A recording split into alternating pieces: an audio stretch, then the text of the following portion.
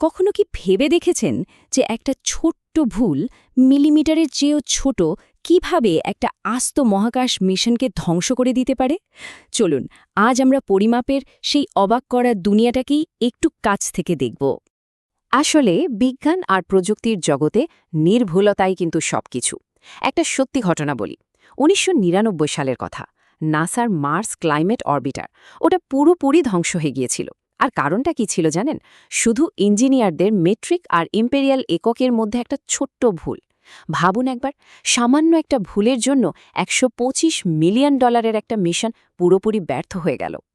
চলুন ব্যাপারটা বুঝতে আমরা একজন ছাত্রের সাথে তার ল্যাবের একদিন কাটিয়ে আসি। দেখব পরিমাপের প্রত্যেকটা ধারণা, ছোট থেকে বড়, কিভাবে একটা বাস্তব পরীক্ষাতে কাজে লাগে। যে কোনো পরিমাপ শুরু করার আগে প্রথম এবং সবচেয়ে জরুরি প্রশ্নটা হলো, আমরা ঠিক কি মাপতে চলেছি? এই উত্তরটা যদি পরিষ্কার না থাকে তাহলে কিন্তু বাকি সব চেষ্টাই বৃথা হয়ে যাবে। এটাই হলো বলতে পারেন পদার্থবিজ্ঞানের ভাষা। যেমন ধরুন, একটা পড়ার টেবিলের দৈর্ঘ্য মাপা হবে। এখানে দৈর্ঘ্য হলো একটা ভৌত রাশি। ঠিক একইভাবে একটা সাধারণ বস্তুর ভর থেকে শুরু করে মহাবিশ্বের যে কোনো কিছুই কিন্তু এই ভৌত রাশির মাধ্যমেই প্রকাশ করা হয়। আচ্ছা, এখন প্রশ্ন হলো, সারা পৃথিবীর বিজ্ঞানীরা এই পরিমাপের জন্য একই নিয়ম মানে আদর্শ একক কিভাবে মেনে চলেন? একটা সময় ছিল যখন এককগুলো বিভিন্ন ভৌত বস্তুর ওপর নির্ভর করত, কিন্তু এখন সেগুলো আলোর গতির মতো প্রকৃতির কিছু সার্বজনীন ধ্রুবকের উপর ভিত্তি করে তৈরি। আর এই ধ্রুবকগুলো হলো প্রকৃতির এমন কিছু নিয়ম যা সময় বা জায়গা অনুযায়ী কখনো বদলায় না। এর ফলে যে কেউ পৃথিবীর যে কোনো প্রান্তে বসে একদম নিখুঁতভাবে এই এককগুলো পরিমাপ করতে পারে। আমাদের এই যে ছোট ধাতব গোলক, এটার ব্যাস মাপার জন্য কিন্তু স্ক্রু গাছটাই সবচেয়ে ভালো। কারণটা খুব সহজ, এটা অনেক বেশি সূক্ষ্ম পরিমাপ দিতে পারে। মানে ভার্নিয়ারের থেকেও ছোট মাপ আরও নির্ভুলভাবে নেওয়া যায়, যেটা আমাদের গণনার জন্য খুবই জরুরি। চলুন এবার আসল পরিমাপের দিকে এগোনো যাক। আর এই কাজটা করতে গিয়ে আমরা দুটো খুব গুরুত্বপূর্ণ কিন্তু আলাদা ধারণা সম্পর্কে জানব। একটা হলো সঠিকতা আর অন্যটা হলো সূক্ষ্মতা। ব্যাপারটাকে চলুন একটা মজার উদাহরণ দিয়ে বুঝি। ধরুন কেউ তীর ছুঁড়ছে। যদি সবকটা তীর একদম লক্ষ্যের কেন্দ্রে গিয়ে লাগে তাহলে তার ছোড়াটা সঠিক, মানে অ্যাকিউরেট। আবার ধরুন তীরগুলো লক্ষ্যের কেন্দ্রে লাগলো না, কিন্তু সবগুলোই একসাথে এক জায়গায় গিয়ে লাগলো, তার মানে তার ছোড়াটা সূক্ষ্ম বা প্রিসাইজ।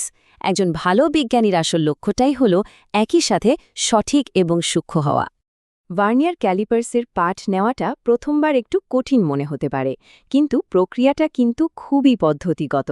আসুন স্লাইডে দেখানো ধাপগুলো দেখি। প্রথমে মূল স্কেলের পাঠ নিতে হয়, তারপর দেখতে হয় ভার্নিয়ার স্কেলের কোন দাগটা মূল স্কেলের সাথে একদম মিলে গেছে, আর সবশেষে লঘিষ্ঠ গণন দিয়ে গুণ করে দুটোকে যোগ করে দিলেই কাজ শেষ।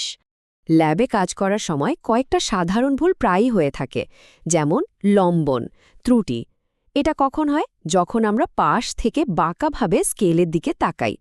তাই নিয়ম হল সব সময় স্কেলের উপর সোজাসুজি মানে লম্বভাবে তাকাতে হবে।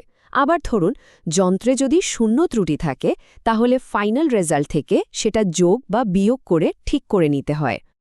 একটা কথা কিন্তু মনে রাখতে হবে, কোনো পরিমাপই ১০০% নিখুঁত হতে পারে না। তাই একজন ভালো বিজ্ঞানীর কাজ শুধু পরিমাপ নেওয়াই নয়, সেই পরিমাপে কতটা অনিশ্চয়তা বা ত্রুটি থাকতে পারে সেটাও বের করা।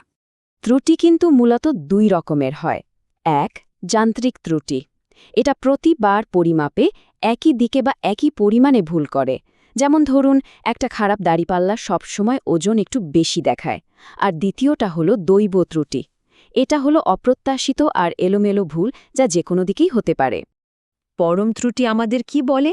এটা বলে যে কোনো একটা নির্দিষ্ট পরিমাপ আসল মান থেকে ঠিক কতটা কম বা বেশি।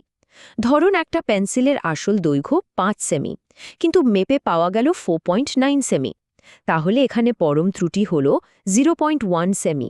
কিন্তু শুধু পরম ত্রুটি জানলে চলে না। ভাবুন তো, একটা পেন্সিল মাপার সময়ে ১ সেমি ভুল অনেক বড় একটা ব্যাপার।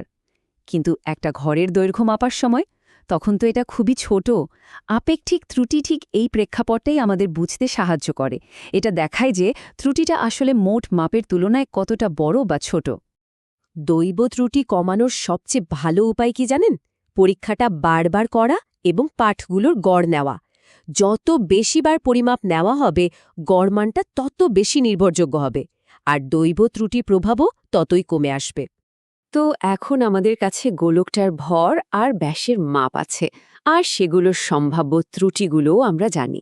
এবার তাহলে এর ঘনত্বটা গণনা করে ফেলার পালা। এখানে কিন্তু একটা দারুণ ব্যাপার খেয়াল করার মতো আছে। দেখুন, গোলকের আয়তনের সূত্রে ব্যাসকে ৩ বার গুণ করতে হয়, মানে d³। এর মানে কি দাঁড়ালো? এর মানে হলো ব্যাস মাপতে গিয়ে যদি সামান্য 1% ভুলও হয়, ফলাফলে গিয়ে সেই ভুলটা কিন্তু ৩ গুণ বড় হয়ে, অর্থাৎ ৩% হয়ে দেখা দেবে। এই জন্য যে রাশিগুলোর পাওয়ার বা ঘাত বেশি থাকে, সেগুলো মাপার সময় আমাদের সবচেয়ে বেশি সাবধান থাকতে হয়। গণনা করার পর ফলাফল লেখারও কিন্তু কিছু নিয়মকানুন আছে, যেগুলোকে বলা হয় সার্থক অঙ্কের নিয়ম। এই নিয়মগুলো নিশ্চিত করে যে আমাদের গণনার ফলটা যেন ব্যবহৃত পরিমাপের চেয়ে বেশি নির্ভুল বলে মনে না হয়। যেমন স্লাইডের প্রথম উদাহরণটা দেখুন। ৪.৫-এ দুটো সার্থক অঙ্ক আছে, তাই গুণফল ৯.০-কেও দুটো সার্থক অঙ্কে প্রকাশ করা হয়েছে। সবশেষে চলুন এমন একটা শক্তিশালী টুল দেখে নিই, যা দিয়ে আমরা যে কোনো ভৌত সমীকরণ ঠিক আছে কিনা তা যাচাই করতে পারি। এর নাম হল মাত্রিক বিশ্লেষণ। এটাকে অনেকটা পদার্থবিজ্ঞানের ব্যাকরণ পরীক্ষাও বলা যেতে পারে। ব্যাপারটা সহজ, যেমন আমরা ওজনের সাথে তো আর দৈর্ঘ্য যোগ করতে পারি না, তাই না? ঠিক তেমনি একটা সমীকরণের বিভিন্ন পদের মাত্রাও কখনো আলাদা হতে পারে না। এখানে দেখুন, গতির একটা বিখ্যাত সমীকরণের প্রত্যেকটা পদের মাত্রা বিশ্লেষণ করে দেখানো হয়েছে। আর কি দেখা যাচ্ছে? সবগুলোর মাত্রাই হল দৈর্ঘ্য বা এল। এর মানে হল সমীকরণটা মাত্রাগতভাবে একদম ঠিক আছে। যদি কোনো একটা পদের মাত্রাও আলাদা হতো, তাহলে আমরা নিশ্চিতভাবে বলতে পারতাম যে সমীকরণটি ভুল।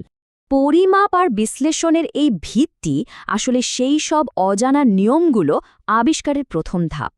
আর পরিমাপের এই দক্ষতাই আমাদের হাতে তুলে দেয় মহাবিশ্বের গোপন রহস্যগুলো উন্মোচন করার চাবিকাঠি।